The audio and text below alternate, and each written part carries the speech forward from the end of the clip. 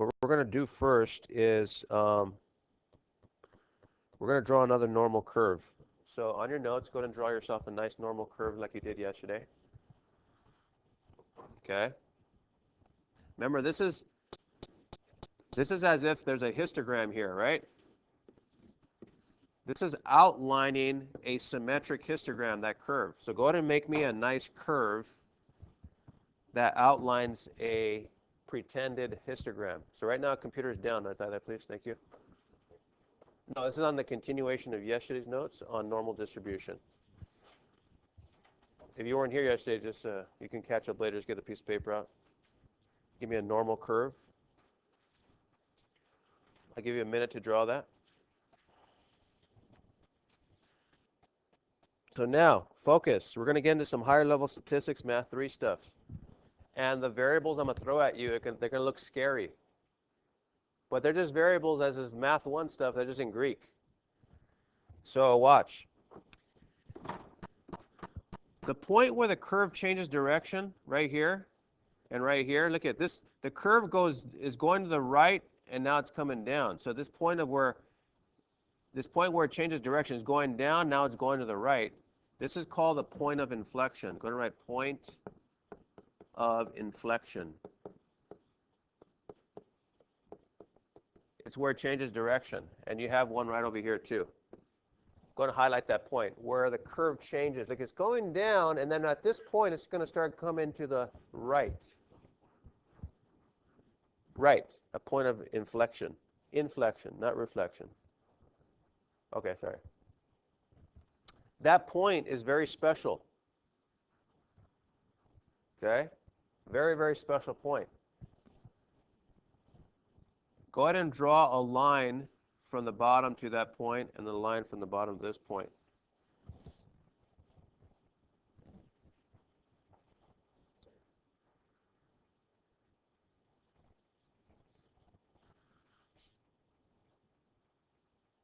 Very, very mysterious point here, called a point of inflection.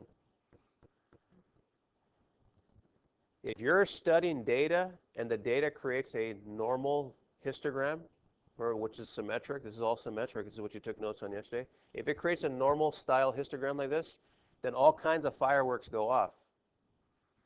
It just so happens that from here, the first point of inflection to the second point of inflection, this is one standard deviation above the mean. So go ahead and write, remember the new variable for mean is no longer x bar according to your notes, it's now mu, mu in Greek.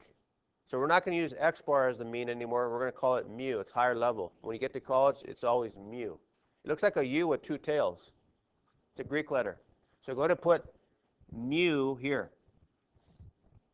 Looks like a little M.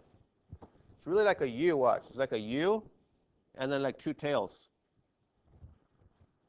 So that means the mean. From now on, mu means the mean. The mean is always in the center. We know that in a symmetric histogram. Now that point of inflection, it just so happens every single time. No matter what you're studying, if it's the average heights of men, if it's cockroach lifespans, whatever it is in nature, if it creates a normal curve, if it's a symmetric histogram, then check this out. This is always going to be one standard deviation above the mean. So go ahead and put mean plus sigma. This will be exactly one standard deviation above, and we already know how to find standard deviation. Remember, the calculator does it less than 10 seconds now. You just type in the numbers. And this one will be the mean, look at mu, minus 1 sigma. Remember, sigma means standard deviation. I have it up here on the board still. It's from like a week and a half ago.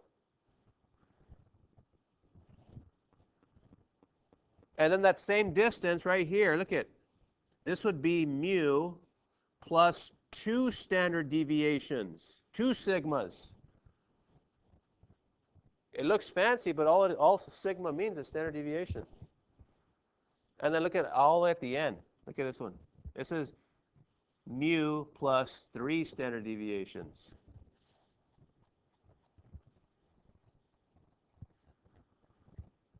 Again, this is the mean right here. This is your mean.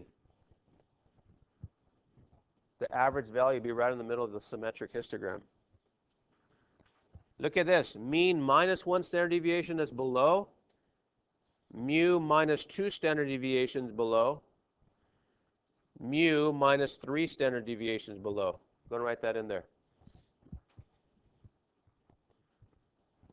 Mu, remember mu is no longer x bar, we're using mu. Mu minus 3 standard deviations, mu minus 2 standard deviations, mu minus 1 standard deviation, mu, mu plus 1, mu plus 2, mu plus 3. Go write that down. Come on, Hurtado.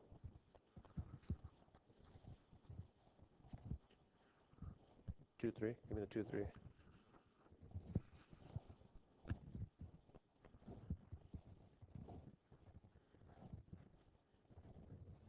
If it's Greek to you right now, no worries. Pardon the pun, that was actually a joke. We're literally dealing with Greek. Mu and sigma are Greek letters. They're Greek variables.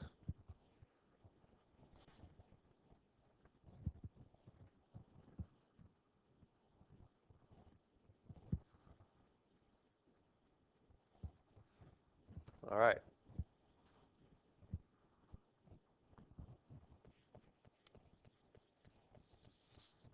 Again, right now it seems hard. Focus, stay with me. It's easy. Just allow me to hold your hand and relax and just lead you through the way. It's going to be okay. Watch.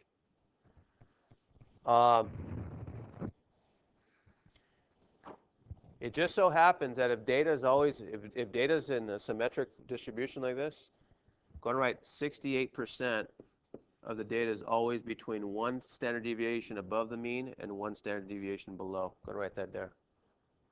68% of the data is always between 1 above and 1 below standard deviation, no matter what it is you're studying. It's crazy. It's always going to be that case. 68% of the data is in between a standard deviation above and a standard deviation below.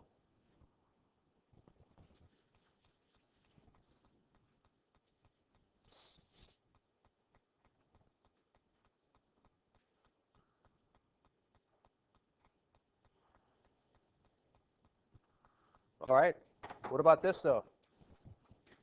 95% of the data is always going to be 2 standard deviations above and 2 standard deviations below the mean.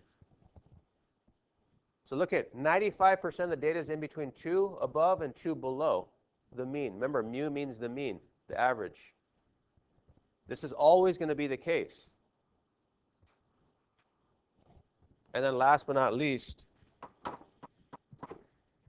99.7% of the data is always within 3 standard deviations above and 3 standard deviations below.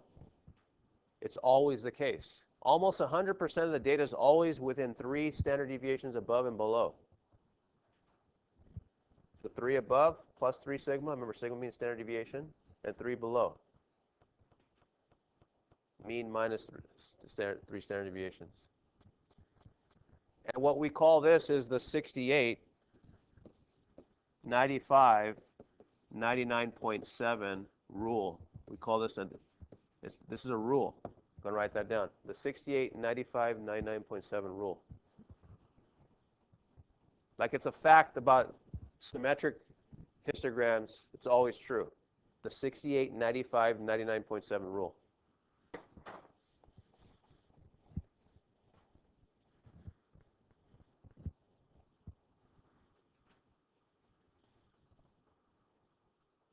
Okay, so far so good.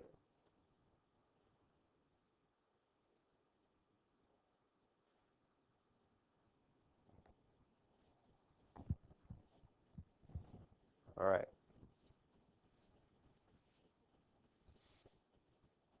Now, you guys are doing good. We're going to do one example, but before I do that one example, really quick, you guys remember from junior high, you guys did basic probability. I want to, P stands for probability. What's the probability? I saw Martinez with a Yankee hat. Anybody else a Yankee fan in here? Okay, watch. What's the probability then if one person out of this class is a Yankee fan? I'll put Y for Yankees. That would be 1 out of how many total people? Let's see, 2, 4, 6, 8, 10, 11. Look at, there's your probability. 1 out of 11. And I could change that to a percent. It becomes, it's 0.9%. I'll go like this, x over 100 to figure out the percent. So 11 times x, 11. So divide by 11, or divide by 11 to get x by itself. The probability that someone's a Yankee fan is 100 divided by 11. It would be about, watch this. Notice how I'm going to express the probability as a percent. 100 divided by 11. About 9%. There's a 9% chance that if you grab one of you at random, if someone came in blindfolded and just picked one of you, there's a 9% chance that that person would have picked a Yankee fan, and it's Martinez. So notice how I expressed the probability as a percent. Now, so keep that in mind. You can express probability as a percent. We're going to use the 68, 95, 99.7 rule to answer this one question. Only one question today. Okay?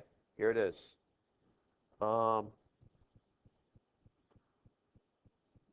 It is right here. Wrote the dang thing.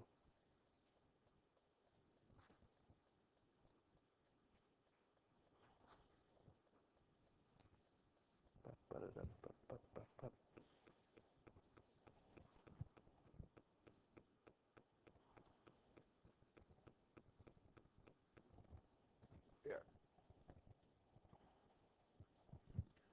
Okay. Example 1. Only one today. Go to write that down. In normally distributed data, the mean is 52 with a standard deviation of 5. What is the probability that one of the data values is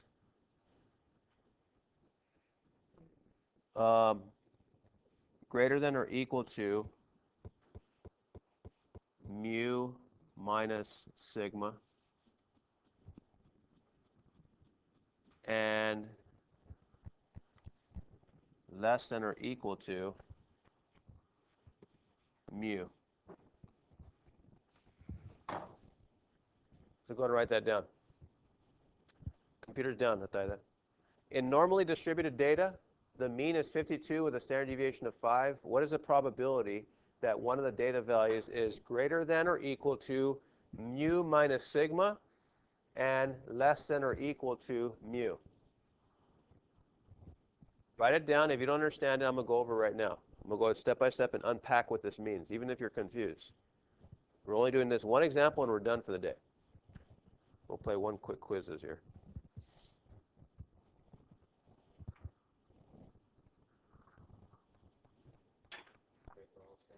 Yeah, write the whole thing. This is example 1 here. All right, I'm going to read word by word, sentence by sentence, and just unpack what this means. The first thing I wrote is in normally distributed. Normal is just another word for symmetric. You learned that yesterday in the video notes. So when I say normally, I'm talking about a symmetric histogram, not skewed to the right or skewed to the left, right? This would be skewed to the right, skewed to the left. I'm talking about, so once I say normal, you're dealing with one of these, a normal curve. So in a normally distributed data, the mean is 52. That means right in the middle is 52. Right there. And the standard deviation is 5. I gave you sigma. I gave you what this value is, sigma. Sigma, sigma. Okay? I gave you this value. Think about this. What is the probability? Remember, probability, I just did the probability of a Yankee fan. There's one Yankee fan out of 11. They're asking, what's the probability that one of the data values is, this means greater than or equal to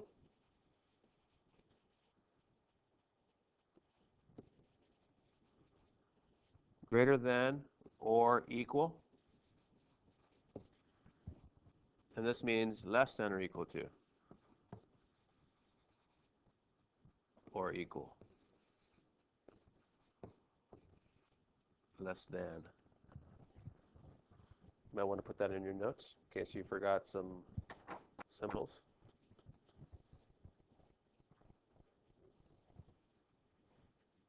Greater than or equal to? Less than or equal to?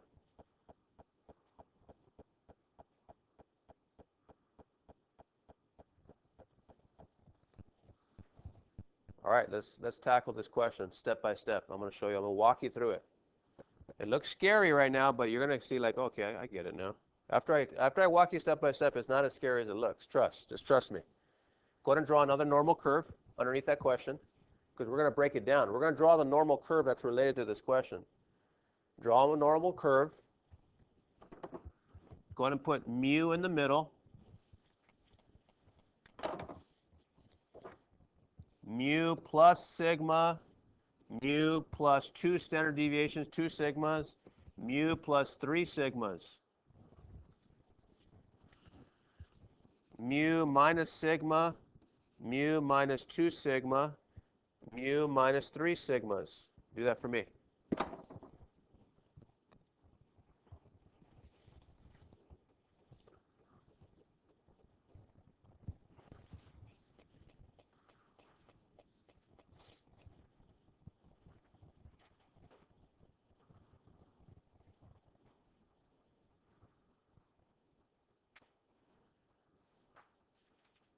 So far, so good. What does mu mean again? Anybody remember? Close. It's replacing X bar now. It's the mean. So did I give you the mean in this problem? What is the mean here? 52. Go to put 52 right here. Nice. That was easy. The mean is 52. Sigma means standard deviation. The standard deviation I gave you was 5. So let's mark up our graph here. What's 52 plus 5? Mean plus sigma. What would that be here then? Thank you. Put 57 here. You can put above or below. You don't have enough room, put the 57 below it. Just show that this is 57. All right. What's 52 plus 2 sigmas? In other words, 52 plus 10. 62. Nice. And then 52 plus 3 sigmas is 52 plus 15, huh? That would be 67. All right. So that makes some sense. Sigma just means standard deviation. I gave you the standard deviation is 5. It's right there. Mean plus 1 sigma is 57, plus 2 sigma is 62, plus 3 sigmas is 67. Nice. Not a big deal. Let's get over the Greek letters. Don't stress out because there's Greek letters here. It's just like X and Y. This is the same stuff. What's the mean minus sigma? What would be the mean minus a standard deviation? The standard deviation is 5. Thank you. Excellent. Excellent. Then the mean minus 2 5s. Mean minus 10 would be 42. Cool. And then the mean minus 3 standard deviations, 37. Right, Taida?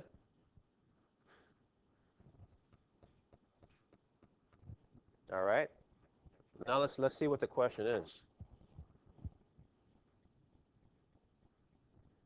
What is the probability?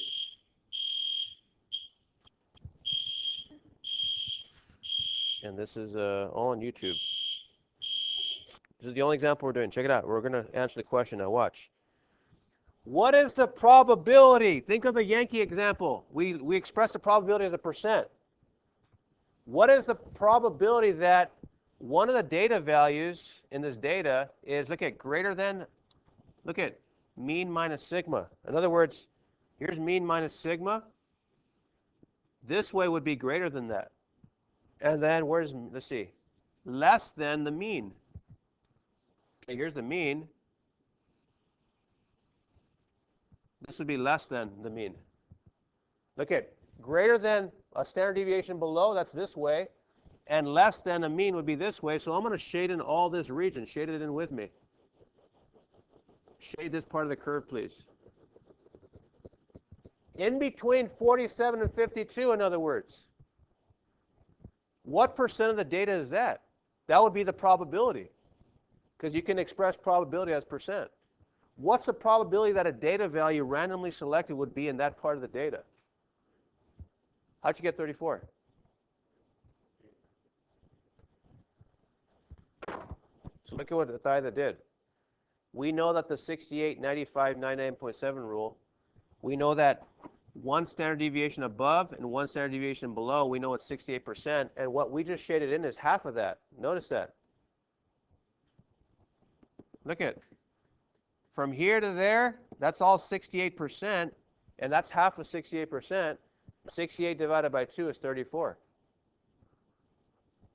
Athaida is rocking and rolling. So the answer is 34. This represents 34% of the data, and the way I was able to get that is because of 68, 95, 99.7 rule.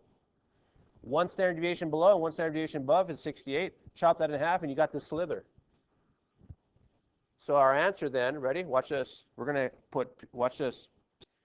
The probability equals 34%.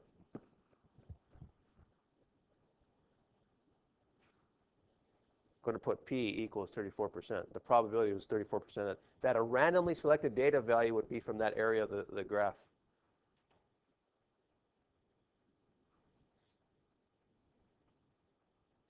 We're going to get into some more tomorrow. We're going to get more fluency tomorrow because I'm going to get into more examples. I just want to introduce you slowly to one example, give you a little foretaste. Tomorrow we're going to get into more.